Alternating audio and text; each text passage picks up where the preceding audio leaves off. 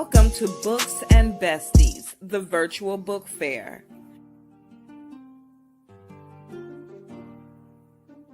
Share this link with others and get ready for something awesome.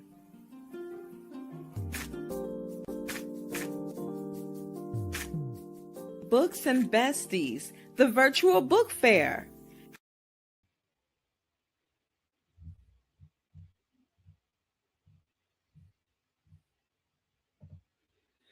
Good morning, good morning, good morning, good afternoon, good evening.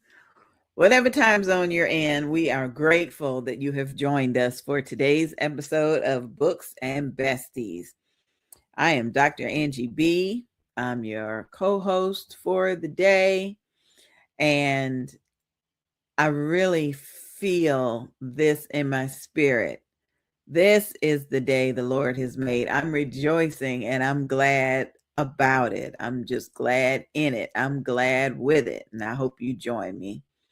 Really, really excited to introduce you to my co-host, our associate producer for the show, author Avalon Brown. She is a jewel. Come on in the studio, Avalon. Good morning. Yep, you got a new title. Associate I heard producer. it. Yep. So put it on your bio, girl, because all your work has just been wonderful. Thank you.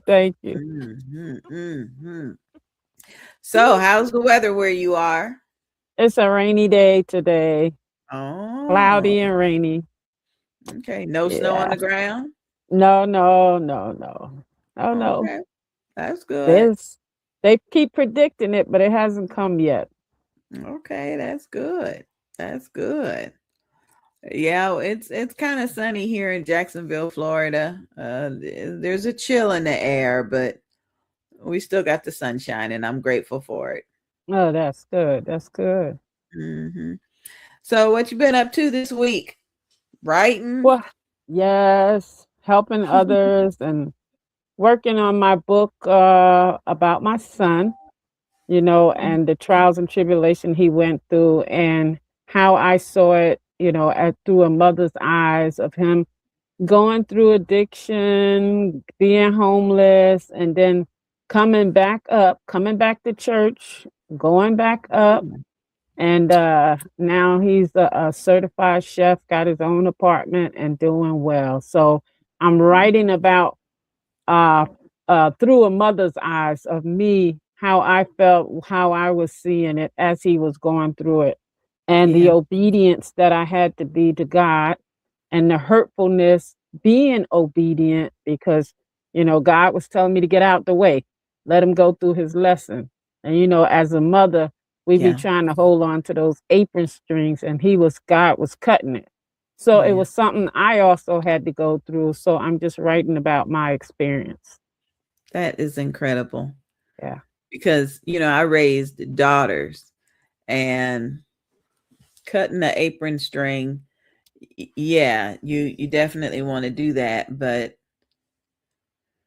my mother always said that women who raise sons raise them differently than women who raise daughters. And but I think that common denominator is those apron strings. My daughters are in their 30s now, and I'm still calling and checking what's going on. And so that's going to be a good book, a good book. Yeah. So I've talked to a couple of mothers and grandmothers in my ministry that really have trouble releasing their young men, especially if they need to be incarcerated. They'll call and say, "You got to pray that my son don't go to prison." Well, he did a 30-day jail sentence. He had to go for 30 days. Yeah. Wow. So it was just all of that, and especially like me being a nurse, I didn't even know about him going through this for a long time because the family wasn't telling me. They saw him and they knew, and his wife and ex-wife knew, but they wouldn't tell me the full extent of what was going on Mm-mm. until he really got out there and was homeless. Mm-mm. Because he, Mm-mm. like when I saw him, I couldn't tell he was high. That's how Wow. well he functioned while he was taking it. Wow. Like I would see maybe the glassy eye and suspect, but of Yeah. course he was said, "Mom, no, ma, ain't nothing wrong with me." you know, Yeah. My God. I tell you, there are babies, but they really can grow up and have us hmm thinking, who raised you to be that way? Who raised right, you to do that? right, Where did you learn that from? right. A Mhm, lot of sleepless night, a lot of teary nights, because it's like, how did my son get to that, and I didn't know. mhm, mhm. Yeah, I found out this week that we have a 19-year-old in our family who has rededicated himself to church and to God. hmm He's been reading his Bible, and he also gave up, smoking a substance. And I'm Yeah, so proud of them. But you're right, they got to go through it on their own. yeah, yeah. You know, they Because really, now he's a minister. Now he's a minister. wow. He's an ordained minister now. Yeah, so you wouldn't need to look at him now. You wouldn't even thought he went through all of that. Mm, mm, mm. That is incredible. Incredible. Okay, we got a couple of viewers on YouTube. Welcome to Books and Besties. And we've got a couple on our Facebook page that are watching us now. So shout out to our audience members. Please leave a comment where you're watching from, what city, what state, what country. We really would like to know how we can stay in touch with you. Really would like to. Mhm. All right. Guess what? What's going on now? Look at this lineup. Just look at this lineup. We're brand new. We've got a brand new radio station, City Worship Radio, and Mornings with the Queen Bee. We're on Saturday mornings from 8 to 10. And they sent me this Wow. little image to see. Yeah, I'm in good company. I really am. So, Nice. yeah, we're excited to announce that because as more and more of you decide you want to advertise on Books and Besties, we also have a package where you can advertise on the radio show.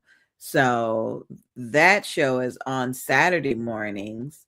This show is on weekdays from 8 a.m. to 10 a.m. And we're also on another radio station from 6 to 8. So 6 a.m. to 8 a.m., we're on the Jericho Broadcast Network. Then 8 to 10, we're on New Life International Radio. And now Saturdays, we're on City Worship Radio. So I know several of you are trying to figure out how to promote your books and your events and your ministries and your businesses, and we can successfully do that for you. hmm 6 days a week. Well, 5 days a week and one weekend. How's that?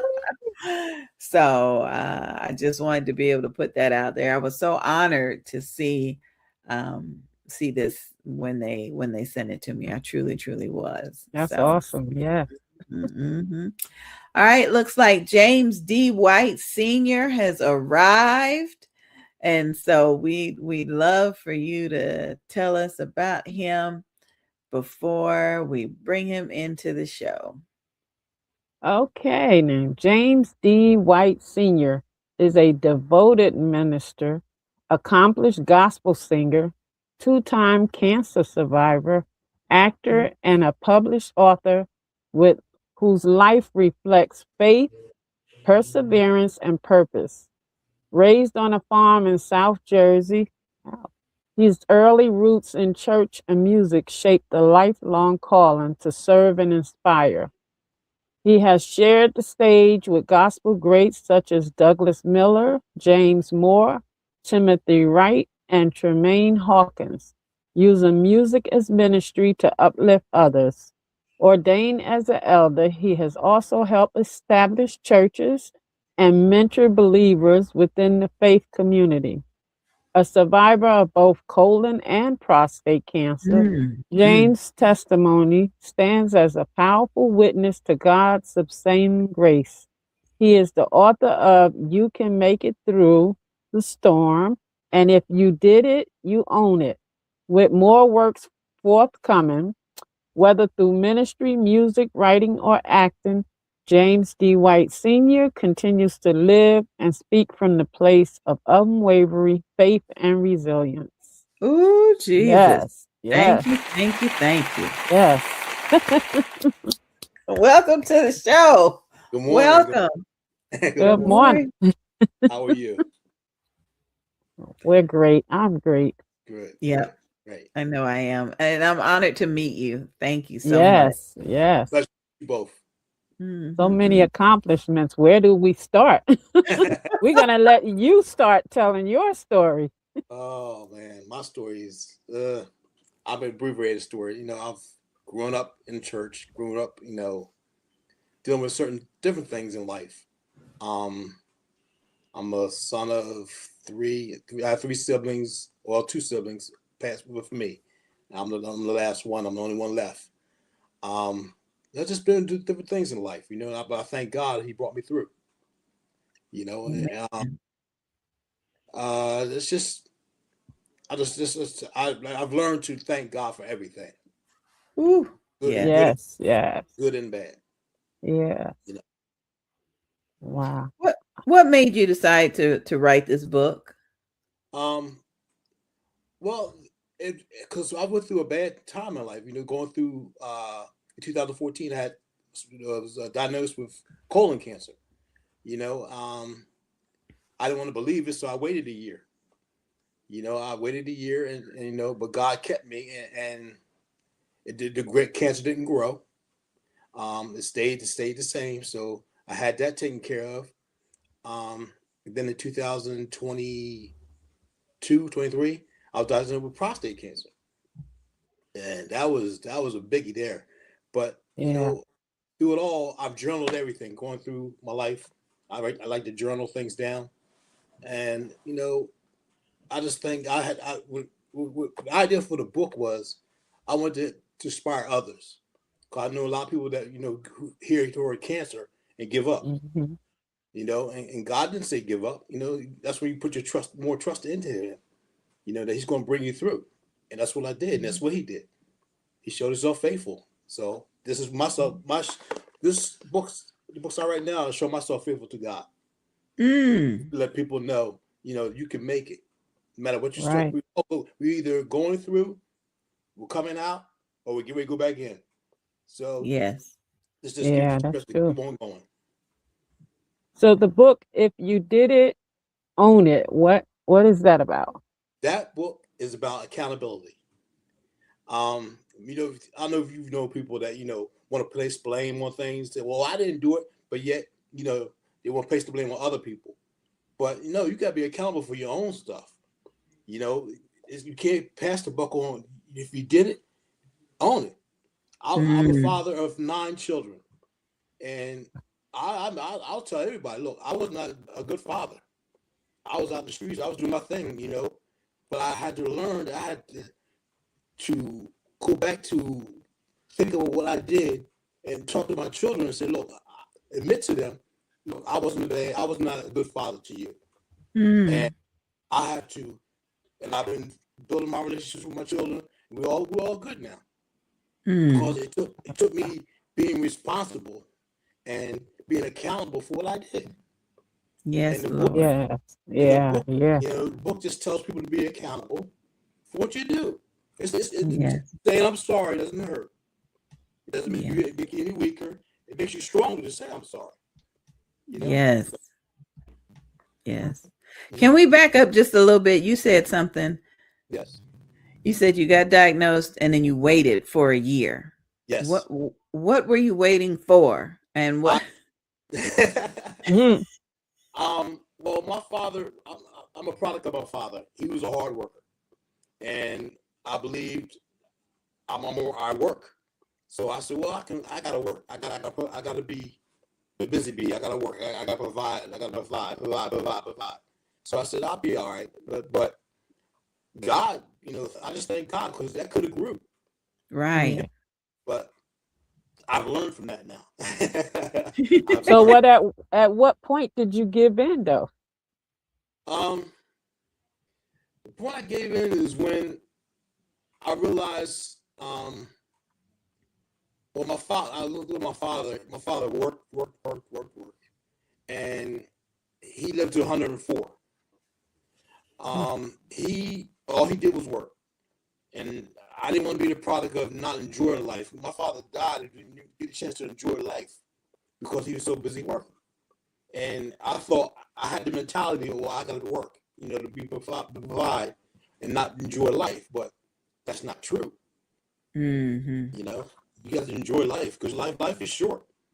Mm-hmm. You got to learn to enjoy life and take care of yourself. Mm-hmm. You Oh, do. okay. Yeah. Mhm. So you didn't Yeah. experience any pain or hard symptoms that Uh, said, "Yeah, I better go to the doctor and let's no, do this." you know what? They found it in a colonoscopy. That's how they found it. I had that. Mm. Um, they couldn't remove it. As they do that, the procedure they couldn't do it because it was embedded. So I said I'll be all right. It's not protruding, so I'll be all right. But it could have grown. It really could have. And thank Yeah. God that when they did the surgery and they took out part of your intestines and stuff. But there was no after they tested it. They said, "Well, no, you're good. We got it all. We're good." And I just thank God because like it could have went to my lymph nodes, all that. Right. Mm, Wow. mm, Mm-hmm. mm. And my mission So now is. Oh, go ahead. I'm sorry. I was going to ask you. So how long after the colon cancer that the prostate cancer showed up? Uh, Almost 9 years later. Oh, Oh my okay. Yeah, yeah, nine Wow. years. Yeah, and again, I was working, still doing what I was trying to be the provider, but that was more severe. The prostate, Yeah, because I can imagine. Yeah. they had to remove your entire prostate, and that recovery Hmm. for that is I'm still basically trying to recover from that. Yeah. Right. Yeah. Yeah. You Wow. know, It takes time. yeah, Takes yeah, time. it takes But time. look at how God kept you. Yes, Yes. yes, Yeah. you I know, remember Me too. my grandparents talking about, if you get to the 5 year mark, with no remission or no cancer, you're good. So yes, I cannot imagine you're at the 9 year mark, yeah, not even thinking about anything. right. It comes Mm. back, work, little Mm-hmm. vengeance, Mm-hmm. but I Wow. thank God that Mm-hmm. He delivered me from that. Uh, It's just amazing how what God does to get your attention. yes. Right. Right. And thank you for sharing that you journal. Hmm. So Yeah, many women talk about how they journal. It is a rare treat to hear from a man who says that right. he journals. Thank you for sharing that. Yes, Yes. Yeah. yes. You have to journal. You have to write it down. You do because you're building a legacy. So there's a lot of things you write down that once you go on, the kids may discover it and find out. Oh, okay, my Hmm. dad was it. Oh, okay. You know. Mhm. That's Mhm. true. Yep. Yep. So are you still singing? I see you're a gospel singer too. Yeah, I still sing once in a while. For like shows, you do a show or it's in Well, church? I sing. Well, that's another story. I sing when I'm invited to sing. Okay. I have to say that. Mhm. I also have to tell you, if I can, but my new book I have out. Oh yeah. What? Let's hear it. Another Yeah, one? new book. Yeah, I have a new book. Okay. It's called this will get you. Um, Splinters from the Pew, dealing with church hurt. Yeah, I think that's the one that caught my eye. Yeah, that just came out end of the year. Mhm. That's uh, that book is very enlightening. You know, I don't tear down churches. I don't tear down people because it just happens. A lot of people are suffering from church hurt. They are. Yeah. I'm sure Yeah. you know people that's been hurt from church Yeah. hurt, and it's a lasting effect because it diminishes the belief in God. Well, God, if you love me, why did you allow them to do that? But it's not that. Right. We put You go to we church put to get healed, not to yes, not to yes, be hurt. Yes. yeah, Mhm. yeah. And a lot of people are being hurt instead of being healed. And I'm Mhm. trying to, again, encourage people to keep on going. Just because that person healed you, God didn't do it. That person did it, but you still Mm-hmm. have to learn to trust in God and not Yes. give up because He didn't do it. Yes. Yeah. He may, but He allowed us to build something up in you to let you know that you stop relying on man because man is Mhm. fallible. Right. Right. You know, and The Mhm. people have to realize everybody in the church are not saints. yes, Mhm. yes, yes. Hmm. Some come for other agendas. Right. You're right. Mhm. Mhm. You're right. Mhm. We're looking Mhm. for the person to be all this big and mighty. No, God's the only one big and mighty. That's it. Right. Yes. No, that's it. I can't sit here and serve a pastor or serve a bishop, whatever that is, and put him above God. No, he's not above God.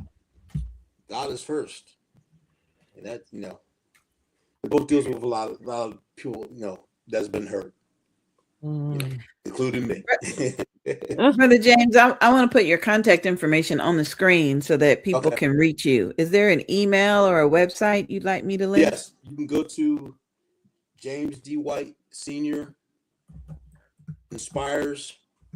Inspires.com or just jamesdwhitesenior.com. Mm. What part of Jersey you're in? South Jersey, I know, but Gla- where? Glassboro. Oh, It's, okay. it's That's way down the parkway. yeah, it's about I'm 20 minutes from Philly. Oh, okay. Yeah, you Yeah, way. yeah, I'm down the other end. Oh, yeah. I'm up here near 148. Oh, okay, okay. You up top? Yep. Yes. Mm. I want to give our audience members a chance to ask you some questions. So Hmm. if you're listening to us today, the number that you can send a text message to is 407-914-6519. 407-914-6519. You can text us your question for our guests, and we will do our best to get them answered for you. So my next question for you, what was that? Your third book that you just Yes. Yes. Yes. what where does your creative process come from? Is it just still coming from the journals or Yeah. Yes. It still comes from the journals okay. and my conversations I have with people, throughout, my journey. I just write it down. I listen. I'm gonna learn to listen to people. You know. Okay. Mhm. Mm. Eh, Yeah. This is what I do. I listen. I try to help. Try to encourage. I feel that's my job to encourage. So you got some more books coming, sounds Yeah. like. Yes. I hear more books on the way. Mhm. Yeah. I have Right. more books. Okay. It is exciting to hear from a male audience member. It really is. And I just got somebody who came in the studio and said, "Why is he writing books? Is he making money writing books?"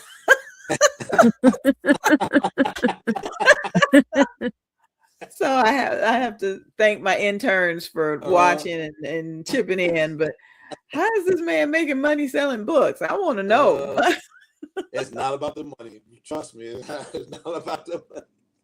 Yeah. It's Yes, just getting about that word out. Yeah. yeah, the word out. I feel like now this is my ministry now to get the word out, not being on a pulpit, whatever like that, but just trying to get the word out to reach the masses. Absolutely. That's very Yeah. important. Yeah. Wow. Oh, very important. Thank What you, what Lord. what type of acting were you doing? Well, I'm gonna if you look at Tubi, you can find a movie. It's called what is it called? Oh, Paper Gems. Paper Gems it's called. It's about that movie is about young adults, dealing with life itself.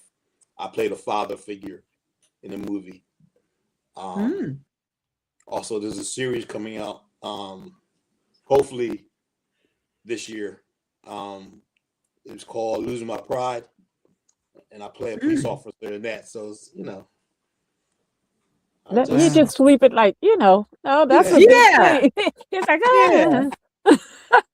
I'm just talented like that. I'm just blessed, highly favored, anointed. Yeah. And here you are on TV. Yeah. Oh, that is wonderful. Yes, Wonderful. you have to look that up. What was the name of it? Paper Gems. Paper Gems? Yes, Paper Gems. Okay. Mm-hmm. All right, we're going to take a quick commercial break, and when we come back, I want to hear about these 9 children. Okay. So don't go anywhere. We'll be back in just a bit. Okay. All right. I've had wives and I've had friends. An anthology for women written by the men we are trying to love. Gentlemen, you are cordially invited to become an author by sharing your thoughts and experiences in our anthology. Tell us about your love for sports. Tell us about your love for grooming. Tell us about your love for gaming. Tell us what you want us to know. Submit your bio, headshot, and your story, along with the submission fee of $250. Send it to author Avalon Brown 165 at yahoo.com, or you may send your info to angiebpresents@gmail.com. An anthology for women written by the men we are trying to love. I've had wives and I've had friends. Brought to you by author Avalon S. Brown and me, the Queen Bee, Dr. Angie B. Every woman has a room. Every story builds the house. Rooms inside her, an anthology. Rooms Inside Her will be a powerful anthology that explores the deeply personal, yet universally relatable stories of women from all walks of life. Purpose and impact is to celebrate the diverse voices of women and their experiences, regardless of background. Create a community of shared experiences, sparking conversations around identity, womanhood, healing, and triumph. Submission deadline is August 15th, 2025. Submission fee is $250.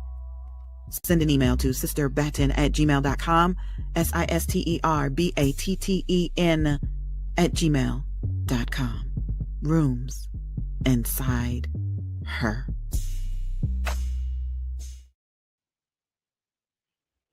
I am excited about Rooms Inside Her because they received so many submissions that, well, I shouldn't tell it, but they did extend the deadline from August to February. And it looks like it may be like a 2-part project. Again, I don't want to tell too much about it, but you do have time to submit your story for Rooms Inside Her. Now, I've had wives and I've had friends, the men's anthology. That submission deadline is the end of February as well. So we're excited to be able to represent two upcoming projects. One targeted at women and another targeted at men. And so we're thrilled about that. All right, we're gonna bring Avalon back in. And Avalon, that man Yeah. said he had 9 children.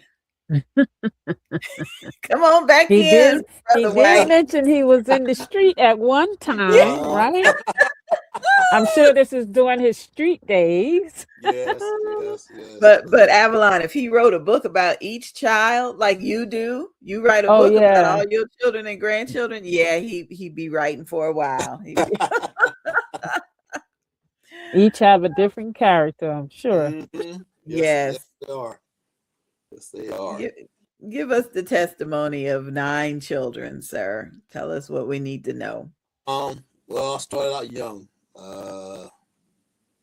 My first child was born when I was 18. I just turned 18. That's my daughter. The next one's born. They're basically all stair steps. Oh, Basically. really? Yeah. I got married the first time when I was 17. So I had 4 by that person. Then I was out in the streets. I had 2 more. Then I had another one. So I have four girls and 5 boys. So my youngest just turned 25. Oh, bless the Oh Lord. wow. Yeah, Yes. everybody's grown. Everybody's They all grown. grown, huh? Yes, ages from Wow. 46 to 25. Yeah. Mm, Yeah. Mm. Love them all though. I can imagine. yeah. I can imagine. How could you not? Yeah. There are aspects of you. How could you not? Right. Mm-hmm. I know when I look at my 2 daughters, I see so much of their father in them. Everything I loved about that man, and I'm grateful because it when I had resentment in my heart, it seemed like my kids just reflected everything I didn't like about him.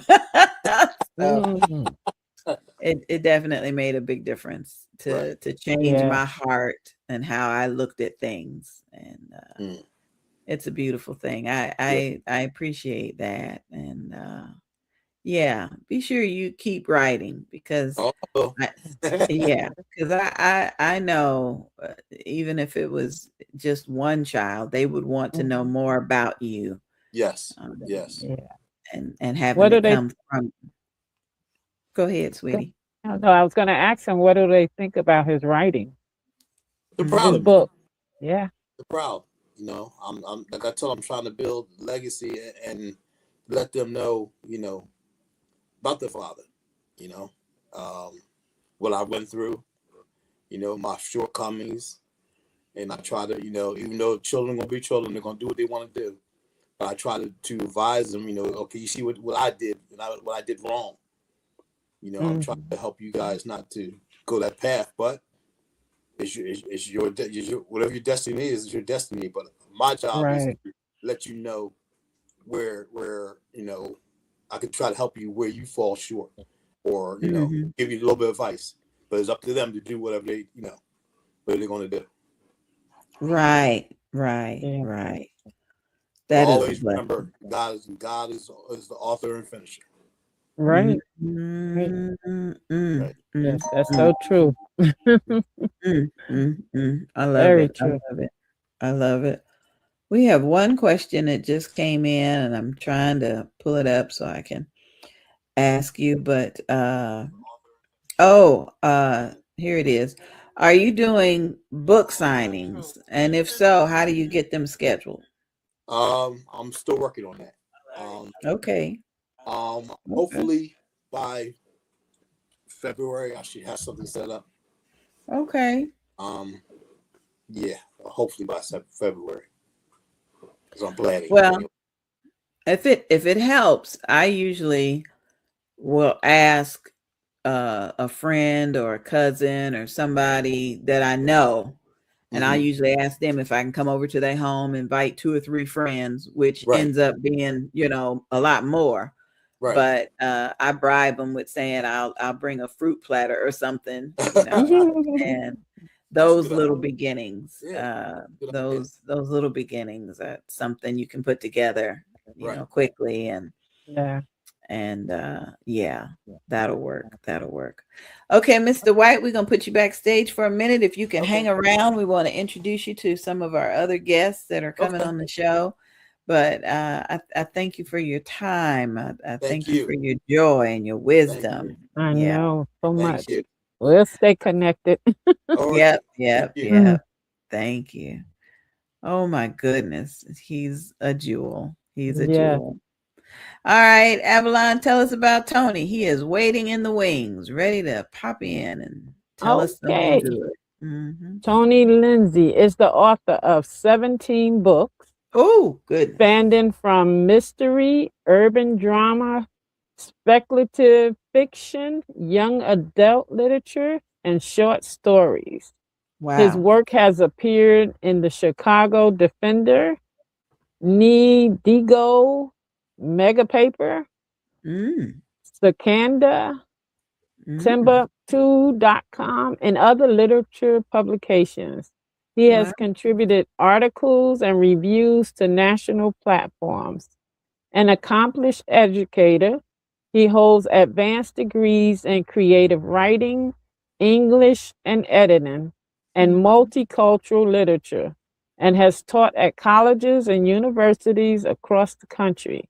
He is widely respected for his literary range, cultural insight, and commitment to storytelling that reflects lived experiences. Wow. Mm. Yes. Oh, wonderful, Yes. wonderful, wonderful. Welcome to the show, Tony. Hey, hello. How are you guys? I had to look Good, good. around. I had to look around to see who you was talking about. I was like, who is that guy? You know. But thank you for inviting me. 17 books. Say again, dear. 17 books. That's an inspiration. Oh, thank you. Yeah, Mhm. writers do way more. When I look at well, not that. Yes, I thank you. It is an inspiration. But when I look at people's careers, like Walter Mosley, and they people write tons of books. 17 sounds like I'm a junior on the stage, which is pretty No. cool with me. I don't mind being a junior. Wow. Sounds like you have expertise in writing. Yeah,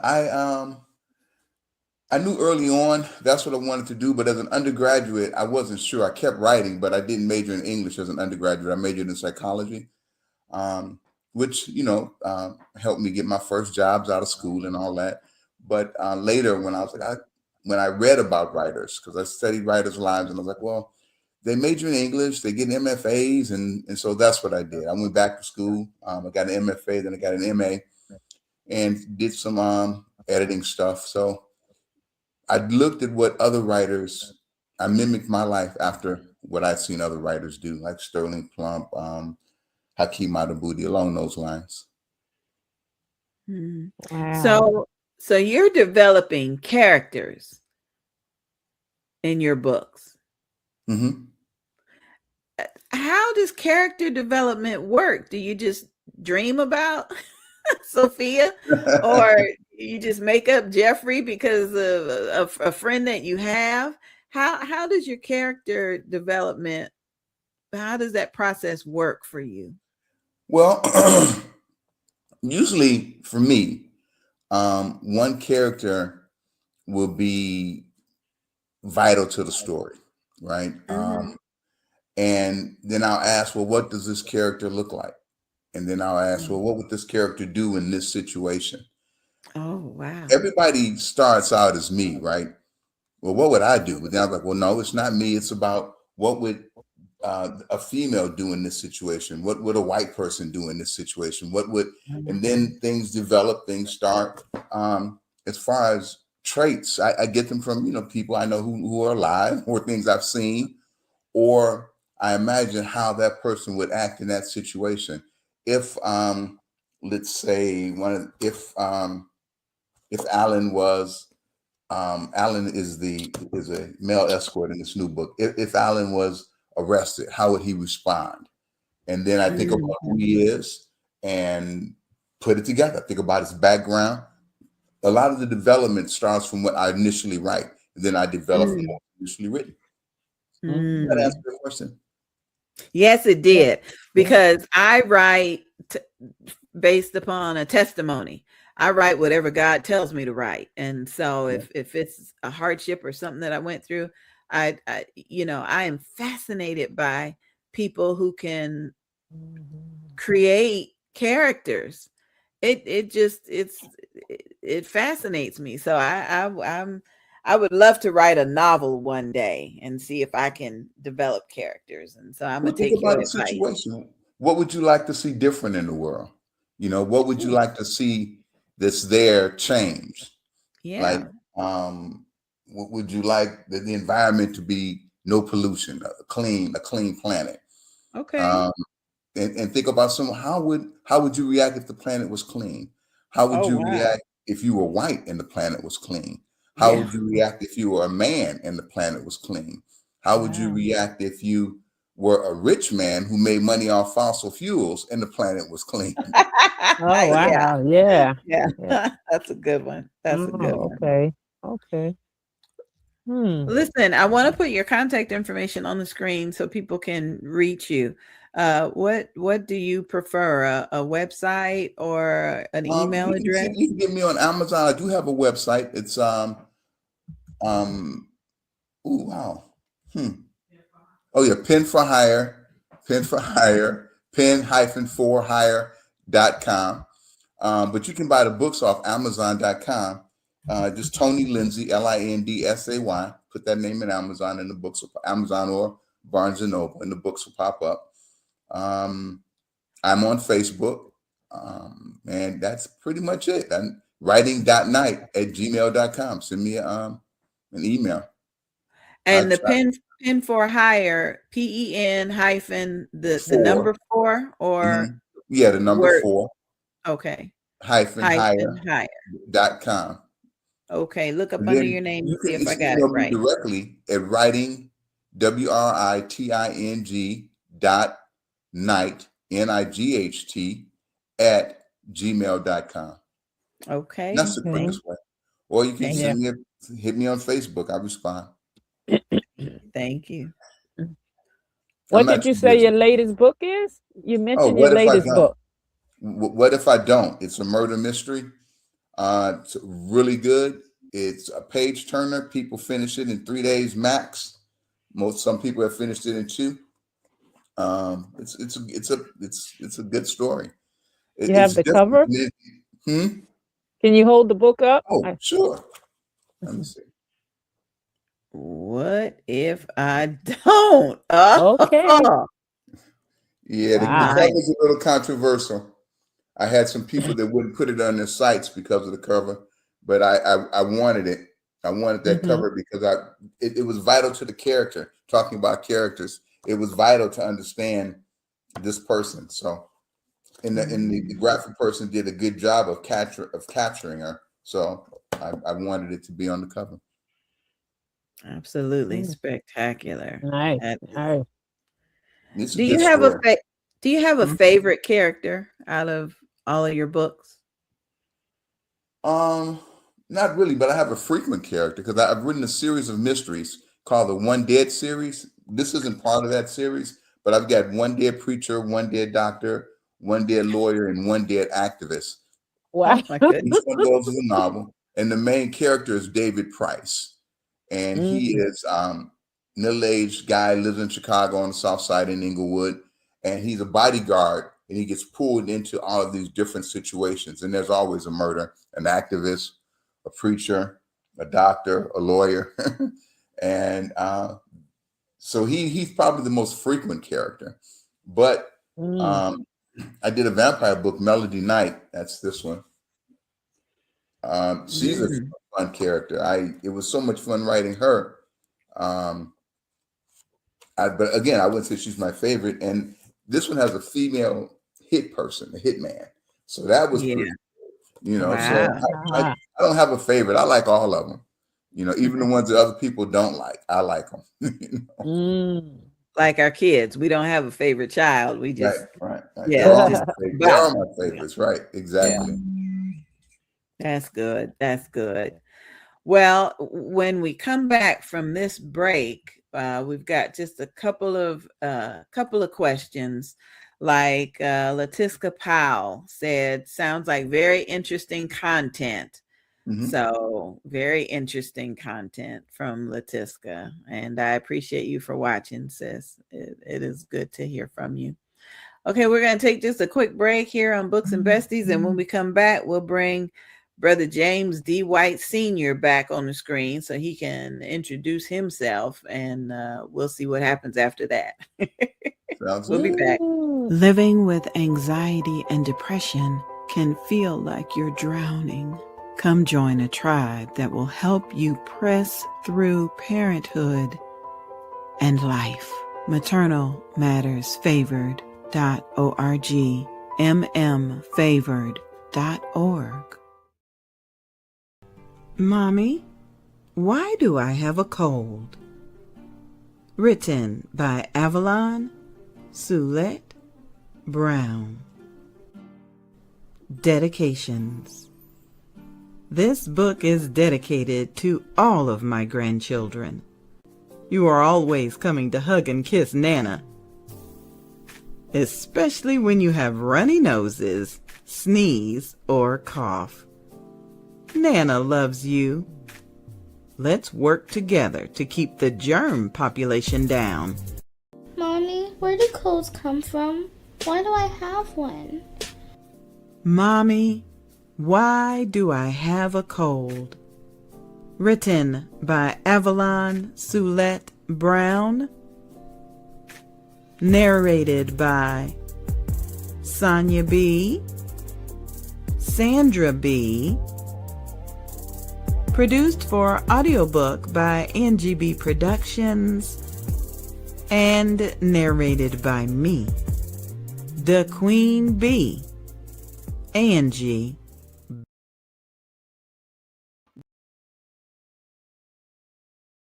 DJ Shaheem Care Mix Edits.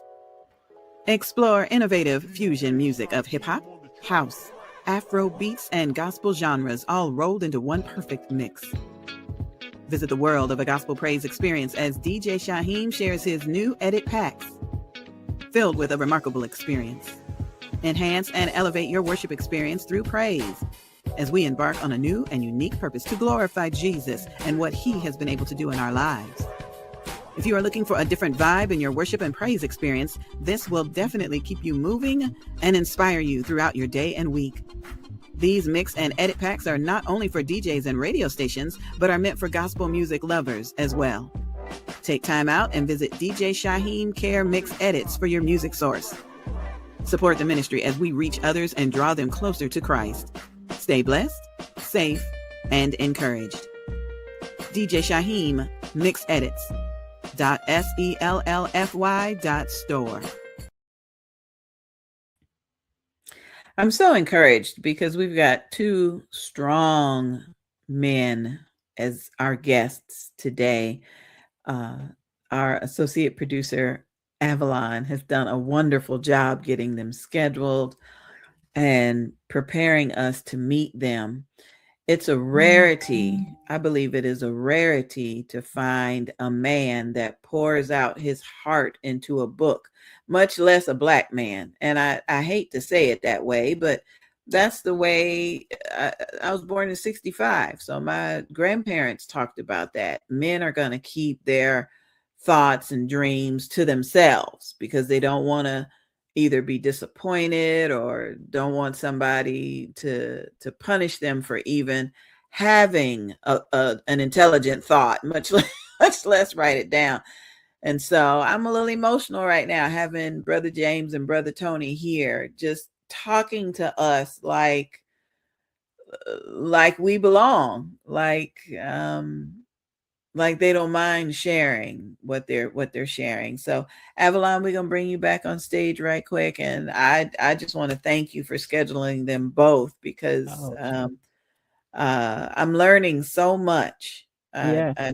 I truly am. I love a good testimony. It seems like Brother James has has just gotten started with sharing from his heart, and Brother Tony just holds up several of his 16 books like it's no big deal. And so I thank you for inviting them to the show. I thank you, thank you. You're welcome. You're welcome. All right, let's bring both of them back. Brother James and Brother Tony, would like to introduce yourselves to each other. What's up, man? How are you? Sir, how are you? I'm good. Good. It's good to meet you. Good. I was Good to meet listening you too. backstage. Yeah, I was 16. Was 17 or 16 books you have? I'm sorry. Could you say that again? Let me turn up my You have phone. six. How many books do you have? 16, 17? Yeah. Books? Yep. Yep. I've Wow. but I've been writing a little while though. Okay. Yeah. Oh, that was our first question that was coming up for you, Tony. How long does it take you to write a book, and when did you get started writing? Okay. Well, I guess I've always written, short stories as a kid. Used to do ghost stories. And then when my other classmates liked it, that kept me writing. I was first published in 99, 2000. First published by Black Words, and One Dead Preacher was the first one. Oh, I was good. told to write a mystery, and the mystery would get picked up. So 99, 2000, and Black Words was the first publisher. And then it just started. That's where it started. Wow. Mm-hmm. Wonderful, wonderful. Okay, next question is for both of you. Um, how are you marketing your books? How do you find an audience? How are you doing that? Brother James, you want to give us a hint first? Marketing is the key. Right now, I'm doing everything I could do. Amazon. I do. I've hired someone to do some advertisement for me, and I try to put things out on Reels and on Facebook and stuff like that. To especially, I've been finding out that the word of mouth it does a lot better too. By Yeah, people reading it and recommend it to other people. yeah, yeah. Brother Tony, what about you? How have you been successfully showcasing promoting your books? Okay, I use marketing services, services that I see on Facebook that other people use. I use those, like I use Queenie, I use Ellen, I use Cyrus. Um, I use a lot of different services.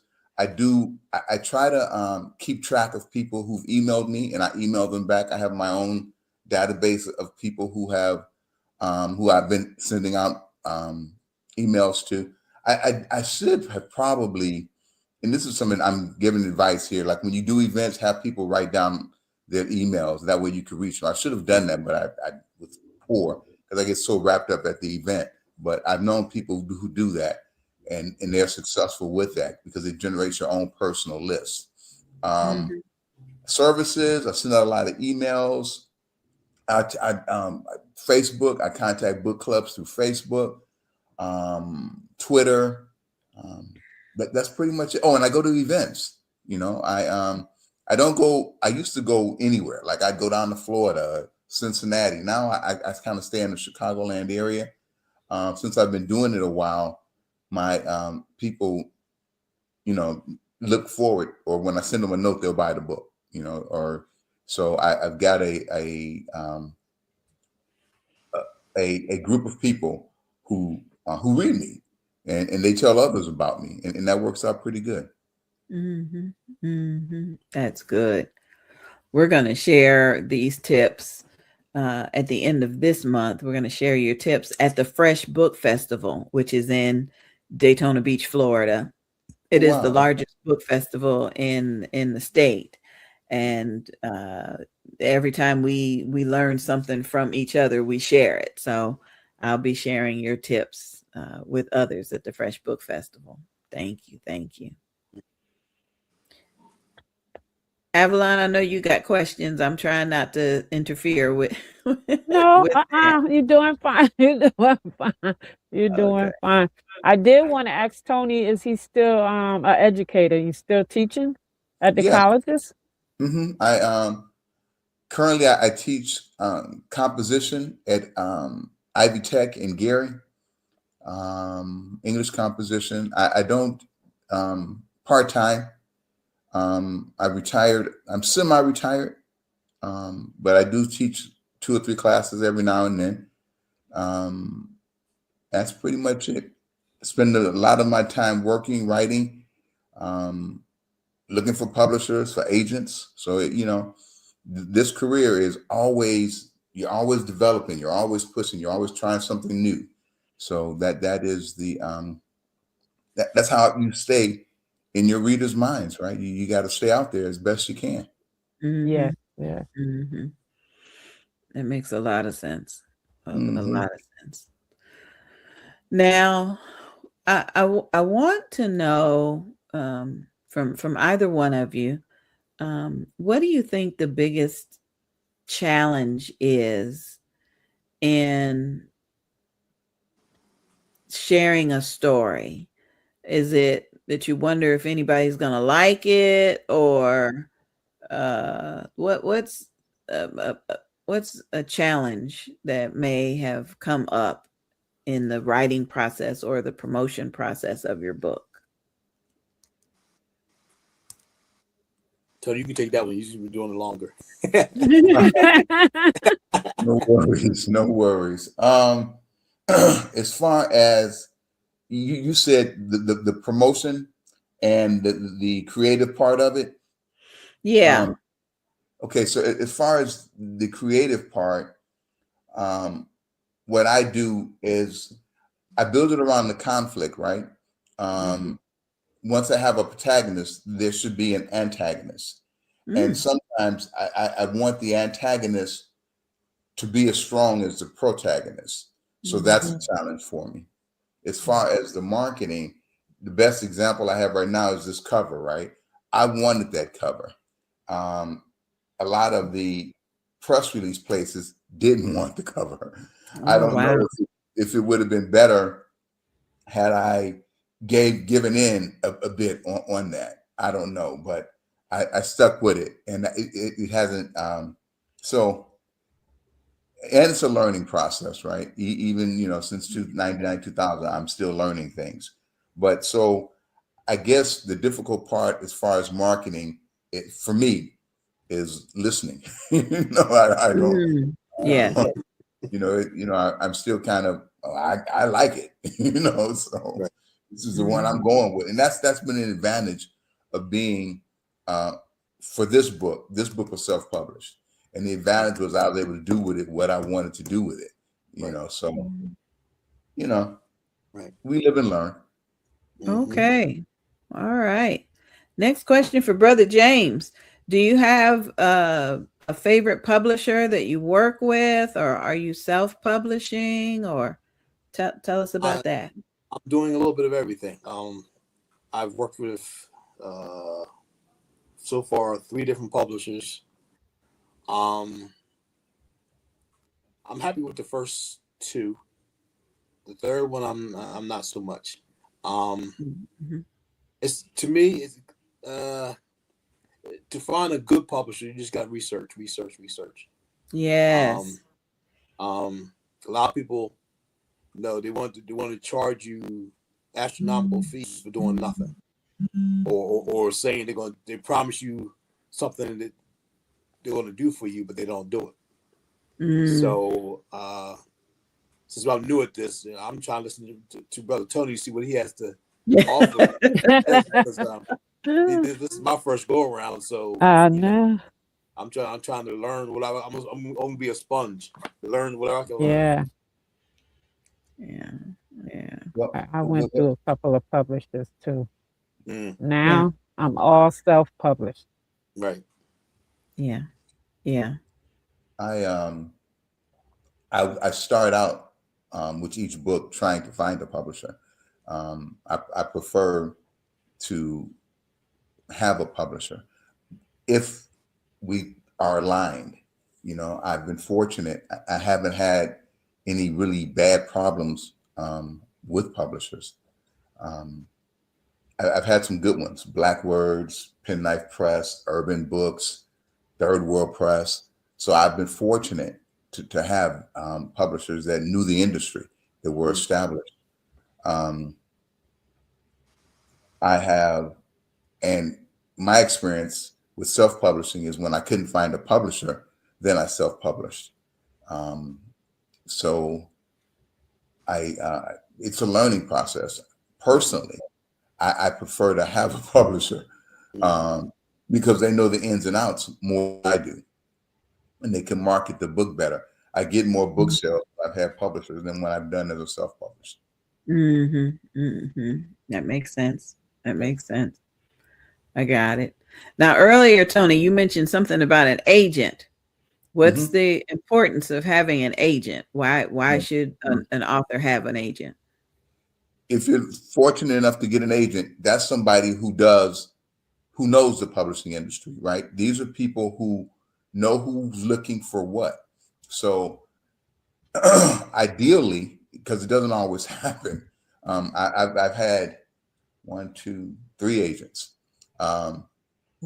and it was a lot easier. Agents, they are in touch with what publishers are doing what. So that's their that's their livelihood. So if you can get an agent, that's so much better, because they're going to look at the publishers. They're going to go out, they're going to market your piece. You could write, and they could go out and I had one agent die. I had one agent retire. No, I had 2 agents retire. One died. One said she just was no longer doing it, and the other one said the same thing, because the industry has changed. There was a time when Black books were vogue, right? Books with African American characters, themes, and issues were in vogue. I'm not going to say it's no longer the case, but we aren't as in vogue as we were, So, and they make their money off selling books. So if they've got a product and the market isn't demanding that product, then the chances of you getting an agent is harder. So you got to dig deeper. You just got to dig deeper. Dig a little deeper. I want to ask you a question though. These agents, are these the type of agents that get your book published, or are these the type of agents that get you an advance deal with the publishing company? That's the same thing. If you have an agent, they want to find a publisher to publish your book. But are they getting you advance money? Yes. Or do you have to pay out money? Oh no, they're good. If you get a true literary agent, they're going to find you in advance, because they're going to get 15% of that advance. Right. I was just wondering what type of agents you had. The ones I had were the ones that secured advances and found publishers. Oh, okay. No, because I know there's a lot of literary agents out there that don't do that, but then they call themselves literary agents. So what do they do? They get you published, but you still got to put out some money. Yeah, that's why people have to be careful when they're looking for literary, when agents say I'm an agent, because I researched all of that, because that's the type of agent I'm going for too, the advanced one that's going to get me an advance. Because a lot of literary agents has contacted me, but they weren't that type. Yeah, they sound more like managers. They don't sound like they sound more like managers or people and self-publishing your book too. Yeah, basically. Which is okay. I mean, if that's I've had to use those services twice, so that's okay too. I think the end result is, what are you going to do to move it forward, right? Right. Yes, it's better if for me, in my experience, it was better to have a publisher, right? Because again, I sold more books when I had somebody whose business was to sell books, right? My self-publishing arm, I had to learn how to contact people to sell the books. Whereas when I had a, Mhm. they knew how to sell the books, and it was easier. Mhm. Mhm. That makes sense. Right. But like you said, you gotta do your homework. You gotta figure out who knows what and how Mhm. you can align with them. And Right. Yeah. yeah, literary agents. I remember having that conversation with you, Avalon, when we were talking about Mhm. um, finding out who they are, what they do, and Yeah. how they can help. Hmm. There's And the an special letters agency. you got to send them. Yeah. Hmm. There's an agency that tells you who are actual literary agents. Mm. Right. Right. It's not the WGA. I don't know what to call, but there's a board that certifies it, that lets you know that these are legitimate literary agents. Yeah, I found that. I forget the name of it, but I Mm, found that link. Yeah. yeah. So Hmm. there are people that do this for a living. And with AI, it's been, you could find better ones. You know. Uh-huh. Yeah. Mm, mm, mm, mm. So the next question that came in uh, uh, is writing your full-time passion, or is it still just a hobby? James, you want to tell us first? But now since I retired, so this is what I do. It's my new part time job, I guess. That's just what I do. Nothing else to do, so that's right. Yeah, me too. Good, good, good. Brother Tony, what about you? This your full-time, or we know you're teaching, but Yeah, I'm teaching part time. I'm writing full time. Um, mm, it started out as I think I've always done it full time, even when I had a full time job, because this was, I knew, again, I studied writers, and I knew what it took to, when I first started, I was traveling, I was going all over the country. The publisher paid for some I paid for. So it wasn't, it's always been the major factor in my life. It's always been at the center of what I do. It wasn't like I, just all of a sudden decided, hey, I'm going to do this. I mean, I was a kid wanting to do it. I was reading Donald Goines' book saying, oh, I could do this. So wow. it's been a little bit different. My goodness, my goodness. Wow. Okay, we're going to take another quick break, and we'll be back with more from our two authors. We'll be back with more in just a bit. Still, I care. Nurses rising after bullying. Presented by visionary author Avalon S. Brown, RN, BSN.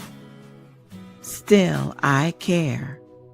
Nurses Rising After Bullying is a powerful and restorative anthology that amplifies the voices of nurses who faced workplace bullying, yet chose resilience over silence.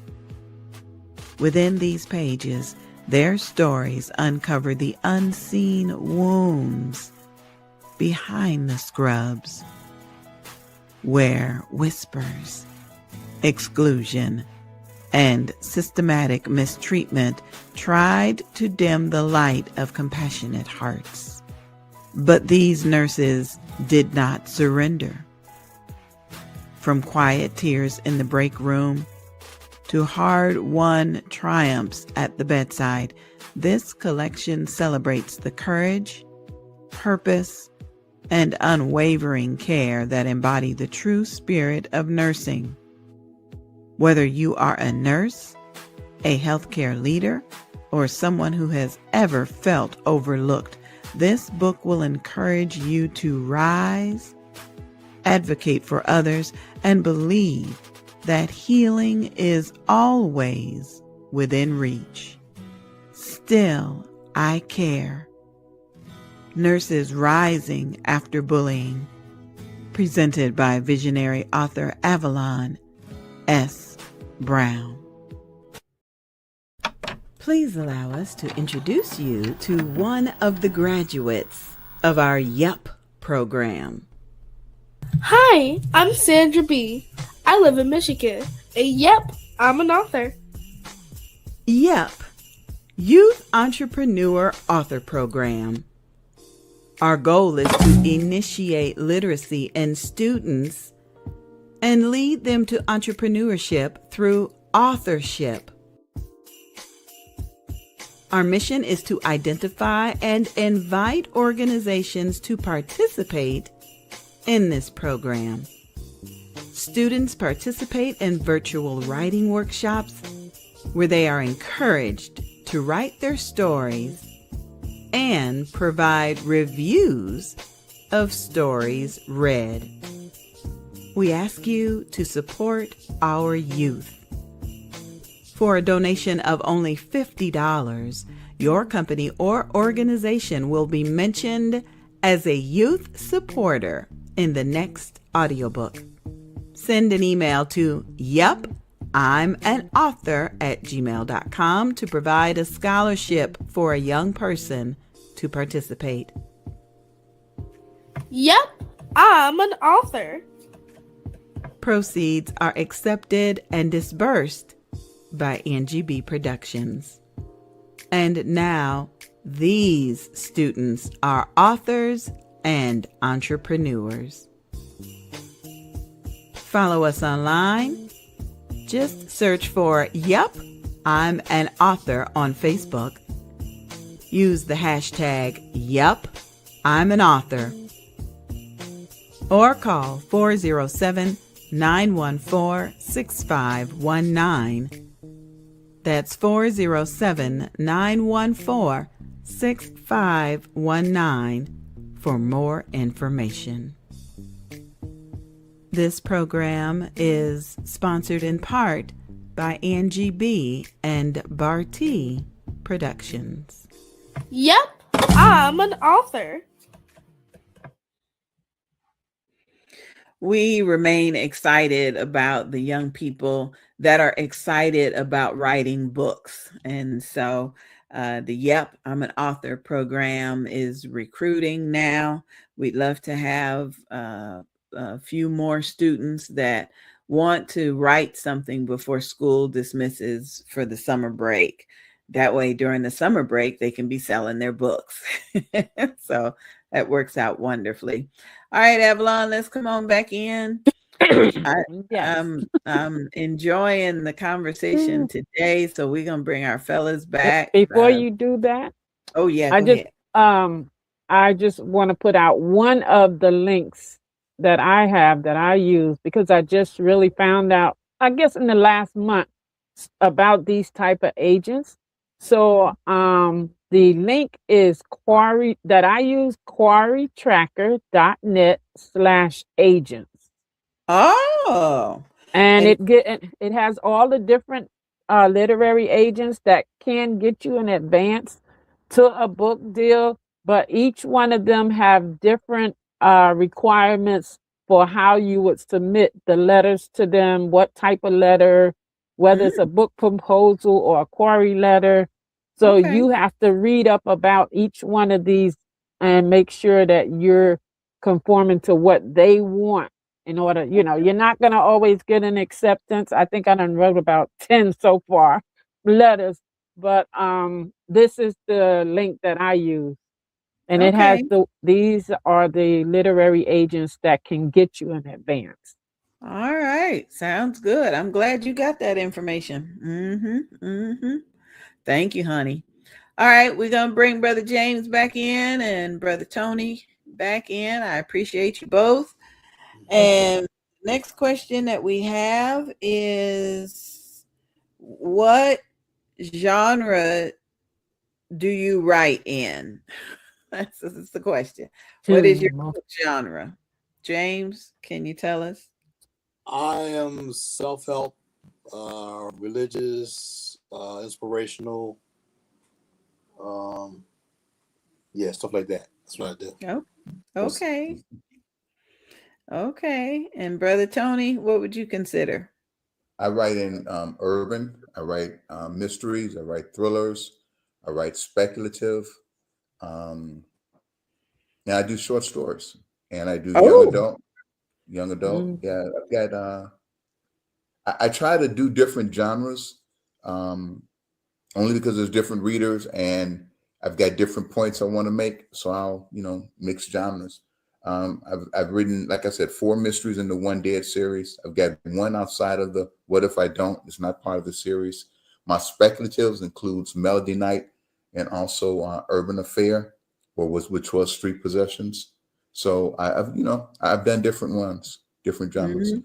And the young Mm-hmm. adults are Almost Grown and Fat from Papa's Head. Wow. Hmm. Fascinating. Speculative fiction. What exactly is that? I never heard that That's before. okay. So it's like um, magical realism a little bit, but it's like what could happen. Like some people would put paranormal, right? Vampire, horror, all under the speculative genre. Um, Weird space travel. They could call it sci-fi. So speculative is like something that's outside of reality, outside of what you would Mm. think is real. It's speculative, right? Um, but it depends on what magazine you're reading. Some people will call it magical realism. Some people will call it horror. Mm. Some people will call it paranormal. But I look at it Oh. as something outside of what is reality. Mm. Mm. It's yeah. Okay. So yeah. Outside of reality. I can think of a couple things. Oh my goodness. I tell you. All right. We always try to ask something that could help another person be inspired. So, James, what advice would you give someone to encourage them to write a book? That your life is important to someone. You Oh. may think that you're going through some things um, that you don't want to tell anybody, but your story can help a lot of people. Because Jesus. we're all suffering from something. Yes. Now, whether you want to talk about it or not, that's up to you. But your story can help a lot of people, no matter what it Mm, is, because you're still right. here to tell it. Mm-hmm. There's a victory. We all have victory because we're still here. Yes. Mhm. You may be suffering from something, but guess what? You're still here. Mhm. Yes. That's what I would tell them. Just your story means something. No matter what you go Mhm. through, it means something. Yes, Lord. Yes. You're right. You're right. Tony, what's your thought? I was told a good writer always has something to say, right? But a Mm, good black writer has something to say about his or her community. So if you've yeah. got something in your mind that you want to say, like about, for example, I don't know, the environment, right? You think the air needs to be clean. Well, write a story that says the air needs to be clean. If you're a good black writer, and this is again what I was told, you want to write something that can make your community better, right? Or something that could identify a problem, right? If I can identify a problem and get people thinking about it, I think that's a positive thing. So That is that's positive. Yeah. yeah, that's how I look at it. I truly admire you both. I truly do. Mhm. Yeah. It's beautiful, beautiful. I tell you what, we're gonna have to have you both back on the show again because I love this interaction between the two of you. Mhm. Um, it's almost like you guys know what the other one's gonna say, and so Yeah. yeah, we got the spiritual and we got the paranormal. So I love it. I love it. I love it. I love it. So yes, I am thrilled. So I think I've got one more question for the both of you, and then we'll let you go. I wish all the questions would come in at the same time, but they text me at different times throughout the show. So um and I think we may have addressed this, but I want to recognize the person that sent in this message. Um, they want to know what what's the first step that you suggest anyone should take to write their own book. What's the first step? James, you want to address that? First step is just write it down. Oh, Journal what you going through. Write it yeah, down. yeah.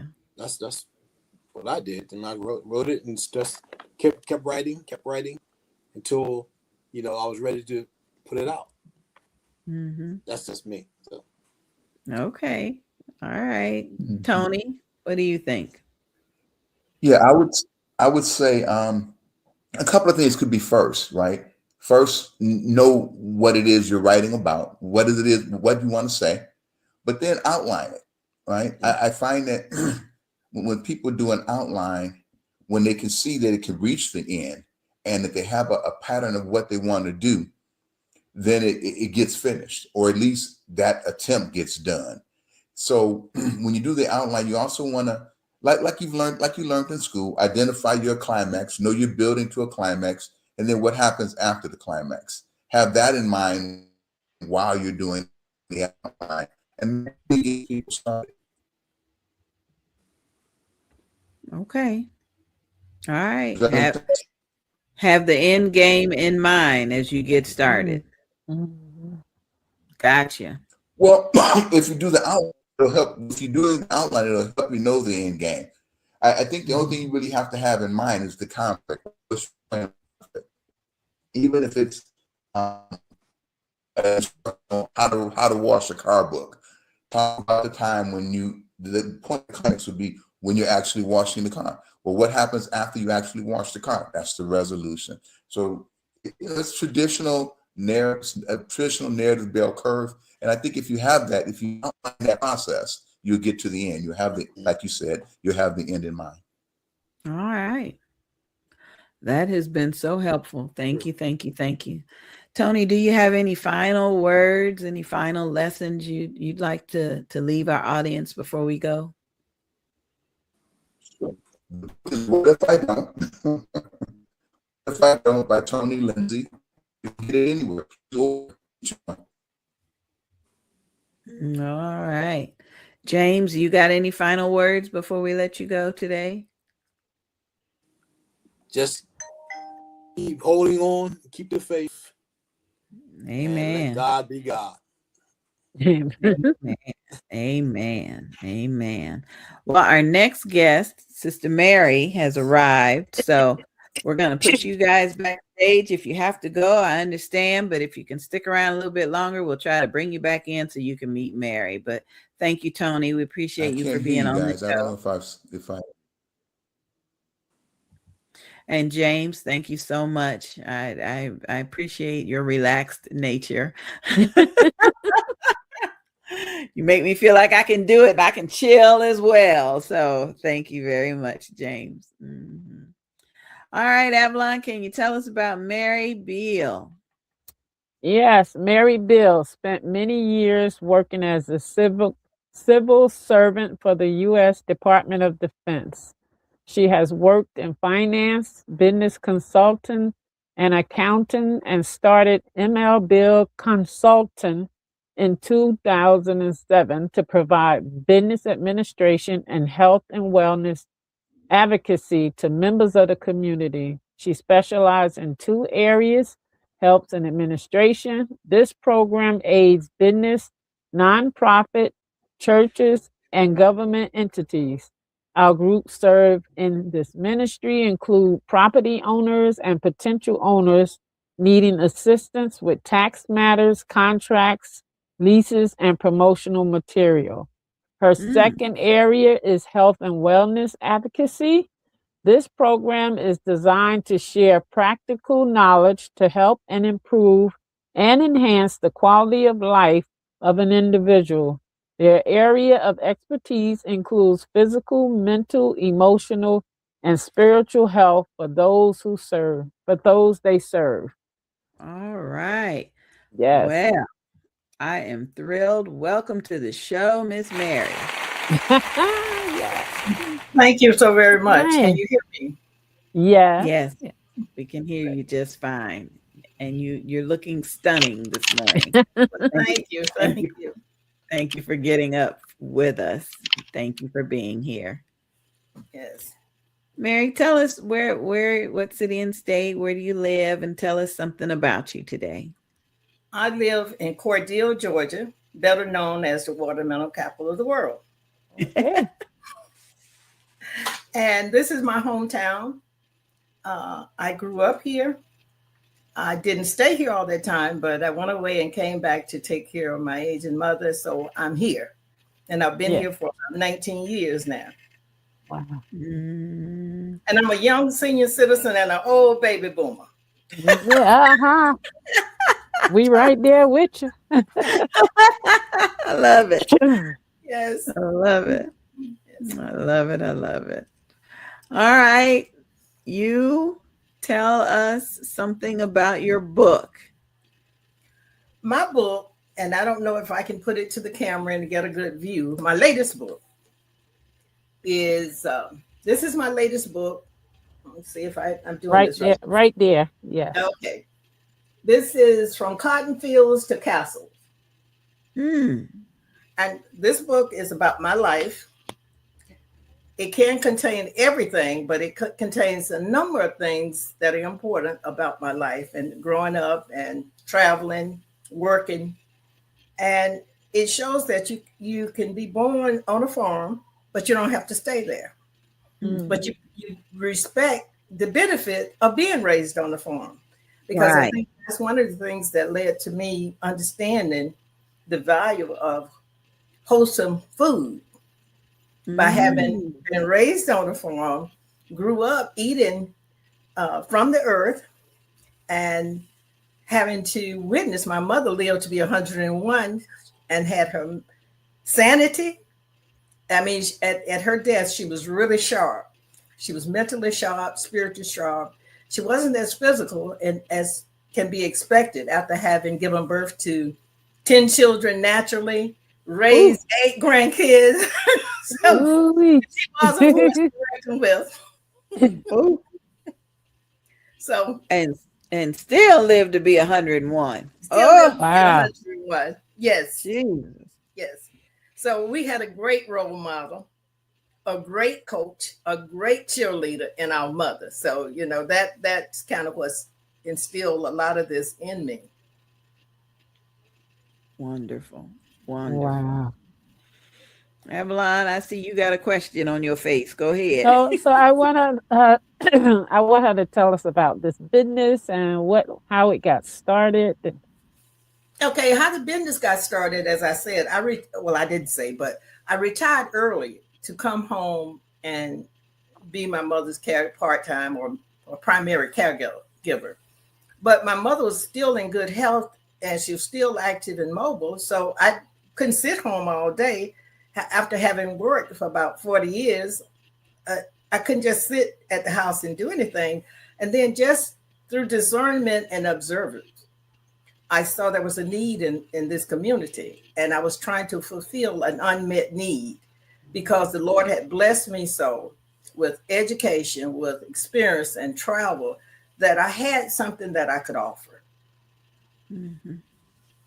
Wow. So that's how I got into the business.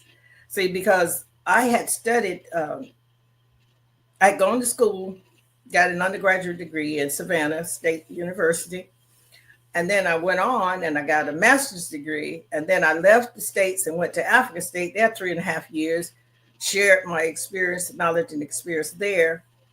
But when my mother decided to raise 8 of her grandkids, she asked me to come home and help her raise her grandkids. So I came back to the States and worked in Atlanta for several years. And then things happened and helped raise the grandkids. And when the grandkids graduated high school, I took off again.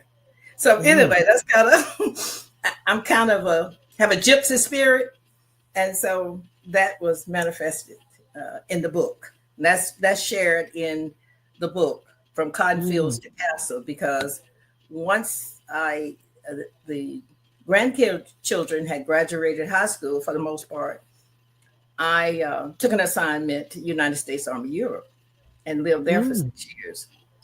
And so I got great exposure to castles while living in Europe.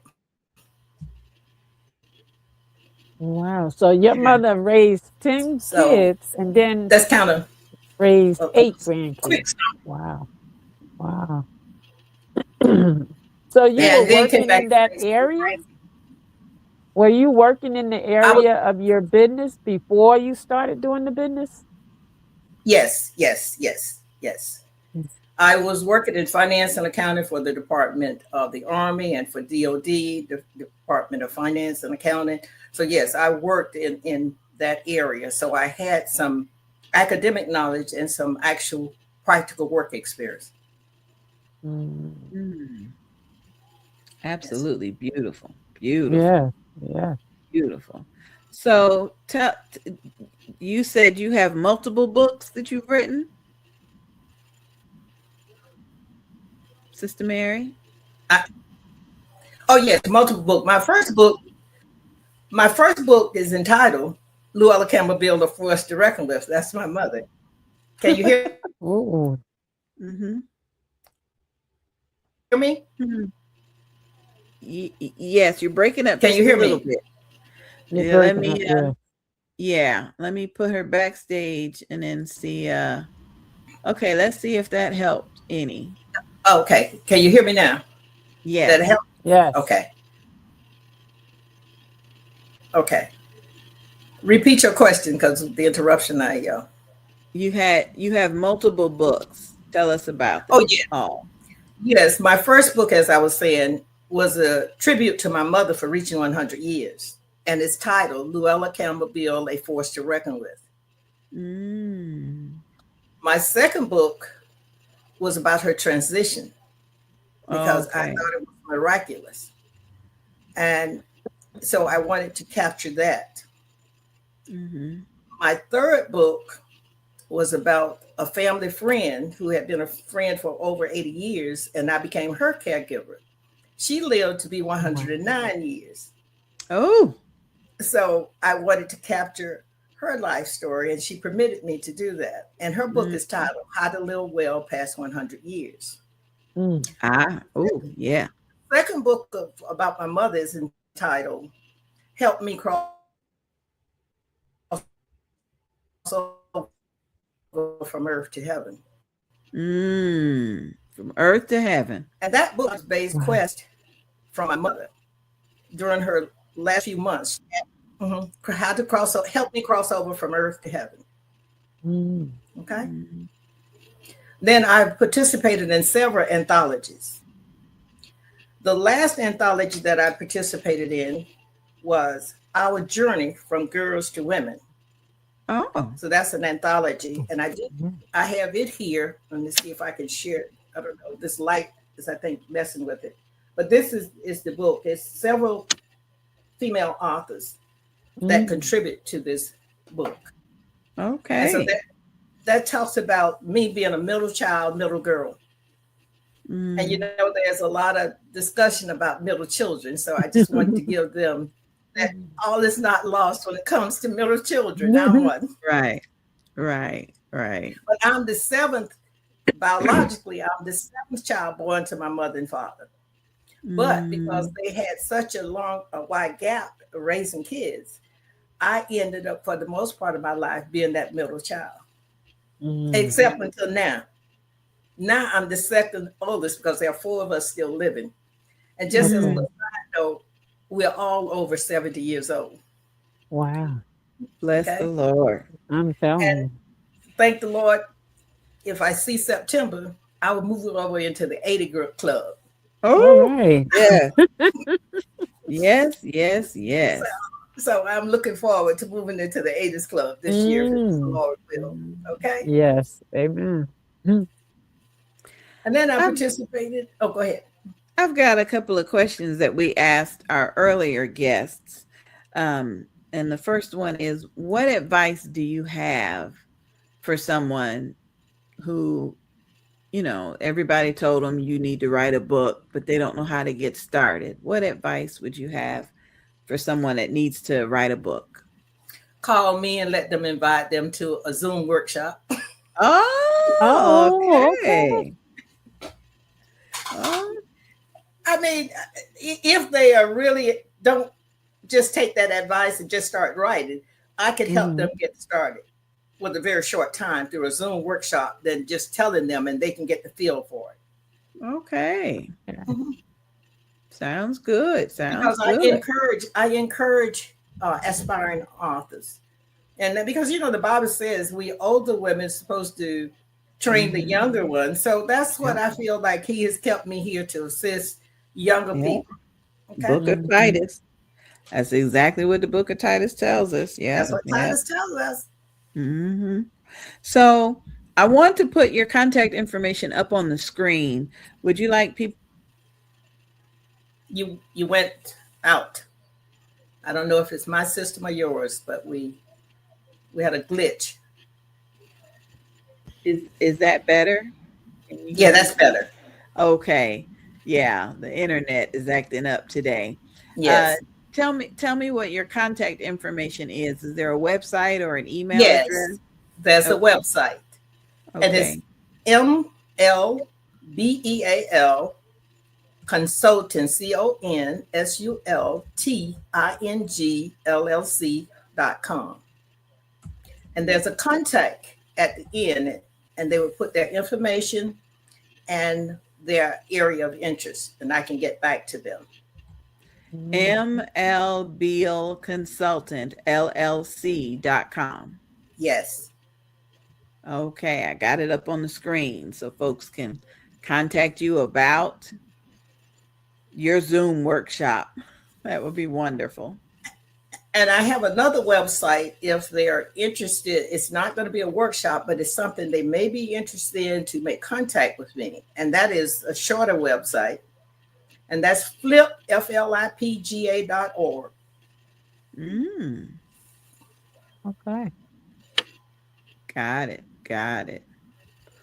Well, Sister Mary, we're going to take a quick commercial break, and we'll be right back with more of Books and Besties in just a minute. Don't go anywhere. Okay, Dr. B.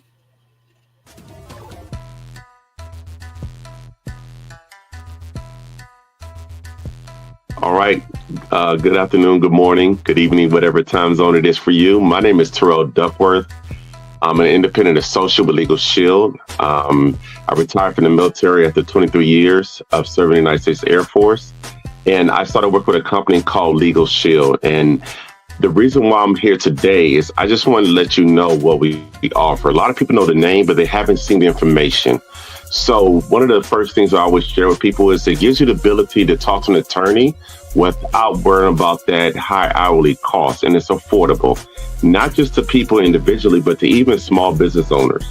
So what we like to do is share and educate you on why so many people are taking advantage of our services, from getting contracts reviewed, to getting your last will and testament done, your will, your living will, your healthcare power of attorney, and those things. We also help if you are that person that has a heavy foot. And then the last thing I like to share with people on our legal plan is we have a 24/7 coverage, because we know that people get in situations where they wish they wouldn't be and engaging with law enforcement, and you can pick the phone and enforce your rights right on the spot. Now, for you small business owners, we love to help you out. Look, we're not trying to get rid of the legal services that you already have, but we want to show you a more affordable way to deal with debt collection, contract review. Maybe you got employee situations you need help with. But the bottom line is we have a lot of services we can offer you at an affordable rate. If you get a hold of me, my information is below, duckworth29@gmail.com, or my website's below. It's too long the name, so please look at below. Or you can contact me on my cell phone, 757-344-5496. And I would like to say this. We are looking for more people to help us out and spread the word, meaning you can do what I do, make a living while making a difference. My name's Terrell Duckworth. Thank you so much for listening to our information. And I turn it back over to you, my good friend, Miss Angie B.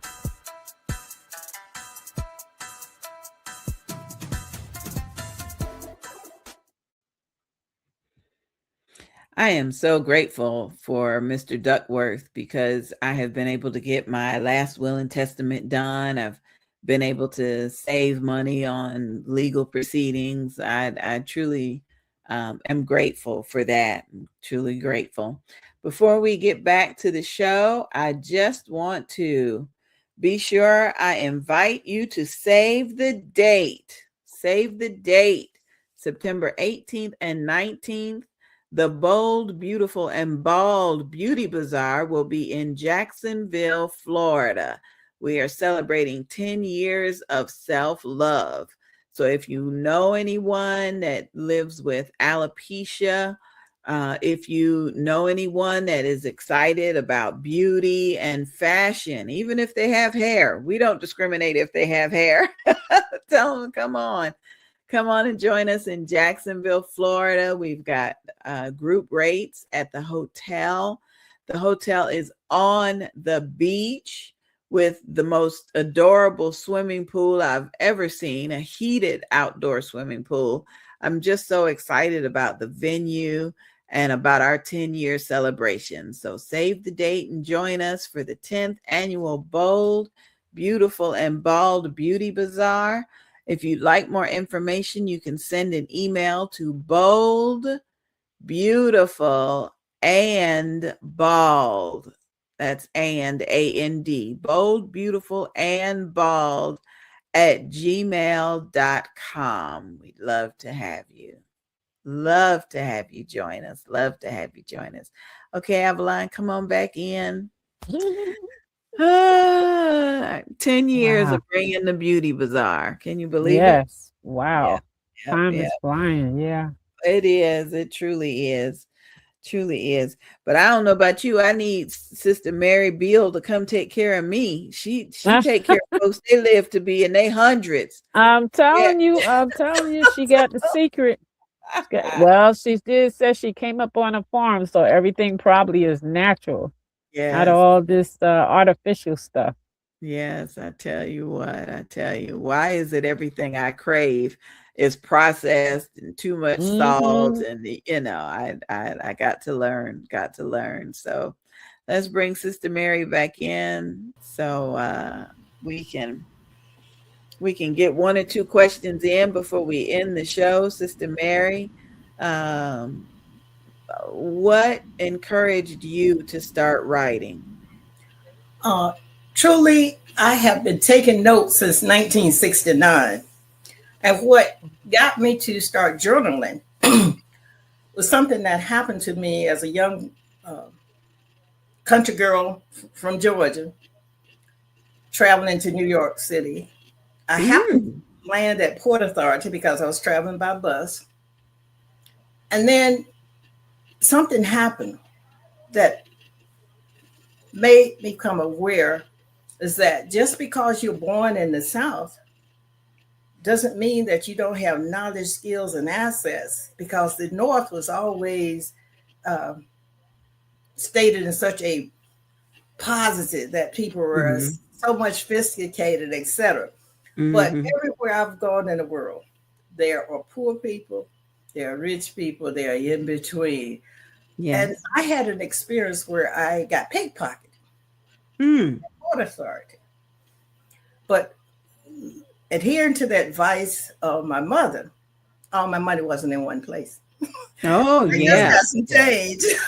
Yeah. They got to change first. They didn't get my money. So that kind of just let me see that even though I may not have had that worldly experience, I had wisdom. I had been trained with wisdom and guidance from my mother, which helped me to travel around the world. And so I'm still here at 79, almost 80 years old, because I adhere to the wisdom and training that she provided me. Amen. Yeah. Amen. So, but that's what got me started with journaling. And when I traveled to Africa, I even journaled more because I wanted to capture, because I traveled to Africa in 73. So camcorders and cameras, portable cameras were not as available as they are now. So I was trying to capture some of the things that I experienced on that trip. So I started journaling, and I had all these journals. And I said, I got to do something with this. So when I retired to take care of mom, I had time on my hand. So I started to try and put those in the computer. And eventually, I had drafted the first draft of her book before she transitioned. She got to read it. This is her first book. This is not the first edition. This is the third edition. Okay. And she got to read it. And she said, that's about right. So, so, so I felt good because it's her life story. And Right. she was a testifying that it was about right. Wow. Because with her she had been blessed. I think she was the only one of her siblings to live to be 100, but there were several of them lived to their 90. She had one sister that was 99 and a half before she transitioned. But she always told us about her great grandmother, who she got to. And her great grandmother, she said, when she turned 12 years old, her great grandmother turned 112. Oh, So that had always stuck in my mind, is that to capture some of this for the next generation. So that's what this book does. It captures her life story. But more important than that, we had never seen our great grandmother or our great great grandmother. But what happened at a family reunion in Tennessee, they voted to change the name of the family reunion to the name of my great great grandmother, which is Fields, Fields. And so I went back to the area in Savannah where I was living, and I mentioned it. No, the Sunday after the family reunion, I went to church and they announced that Carolyn Fields is going to be doing something. And I asked the lady next to me, point Carolyn Fields out to me. Well, she wasn't at church that day. But the lady told her that there was a lady there asking for her because I'm new to the area.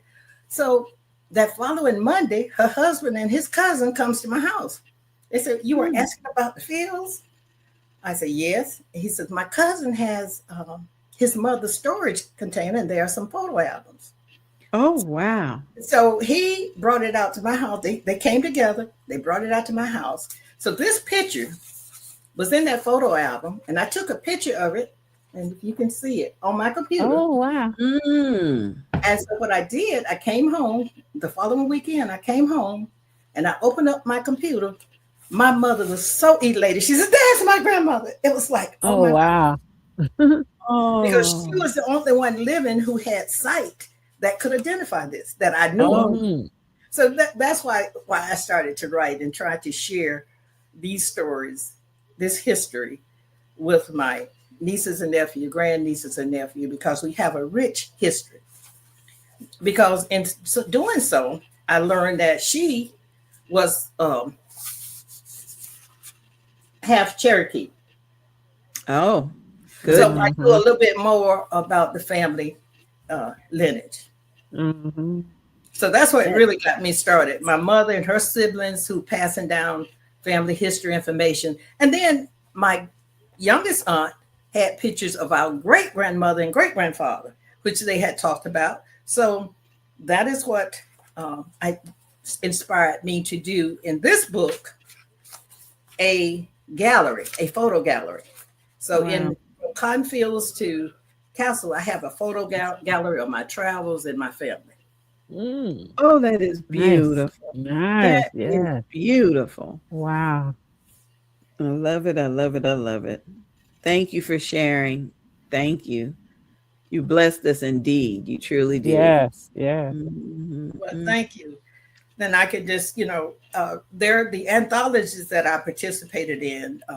The first anthology I participated in is a book called Achieving Results. So that's an anthology, and I talk about being a farm girl in that. Okay.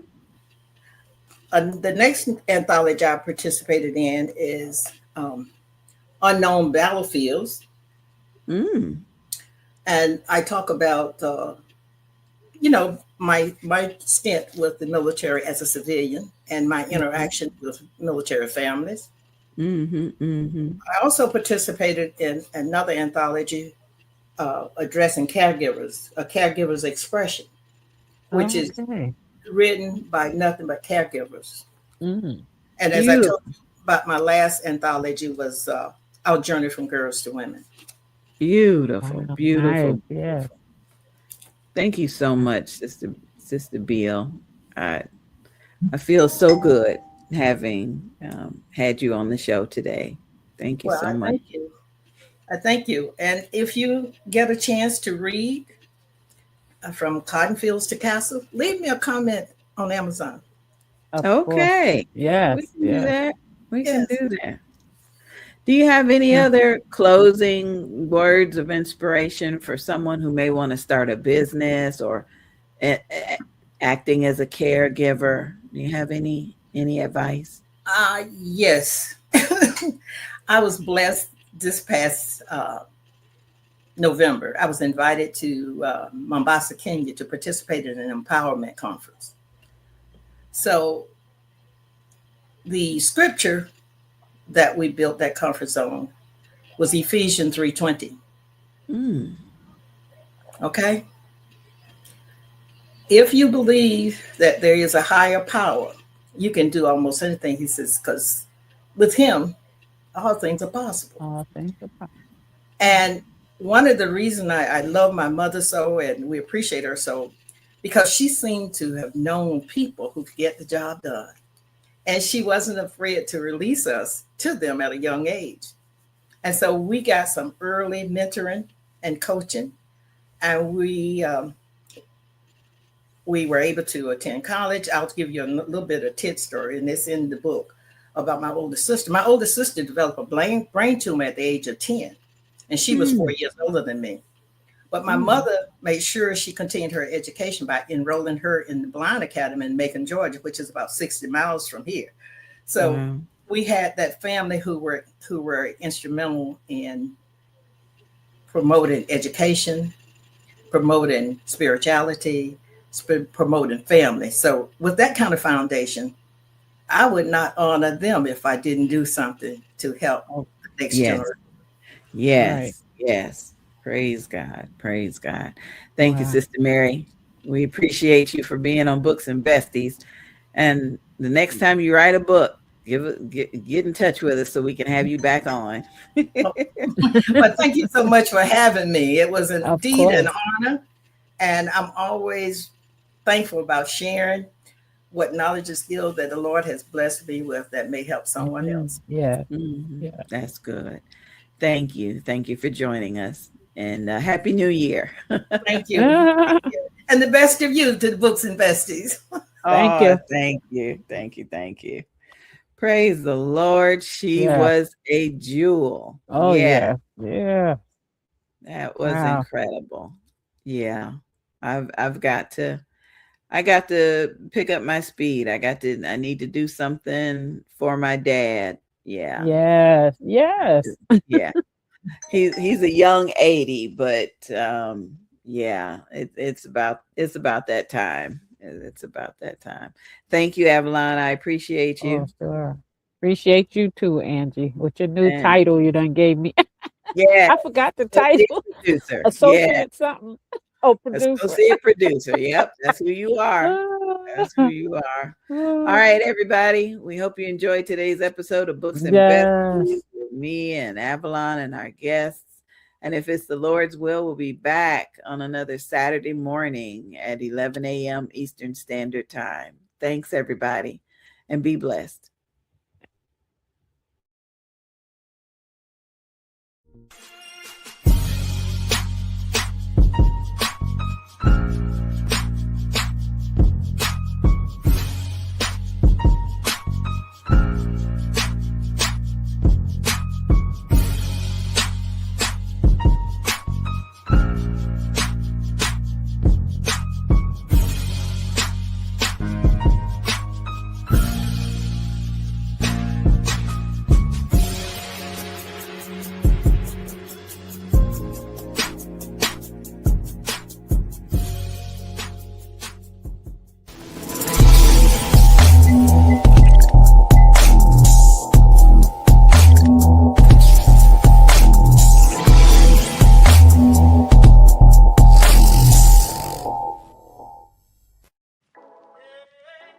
Wake up and turn your Saturday all the way up with Mornings with Angie B.